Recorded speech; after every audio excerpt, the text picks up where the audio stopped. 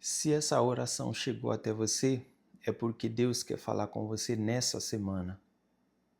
Deus, eu não sei o que essa pessoa que está assistindo está passando nesse momento, meu Deus, mas o Senhor sabe. Então visita essa vida agora, meu Deus. Entra com paz aonde existe preocupações, meu Deus, e com direção, meu Deus, aonde existe dúvidas. Que essa semana não seja mais uma semana, meu Deus. Que seja uma semana de mudança, Pai. Abre caminhos que estavam fechados, meu Deus. Alinha as decisões, meu Deus. E mostra o que precisa ser feito, meu Deus. Que essa pessoa sinta a tua presença em cada detalhe. E tenha clareza, Pai, para ela seguir sem medo. Que seja uma semana, Pai, de avanços, de aprendizados e de propósito.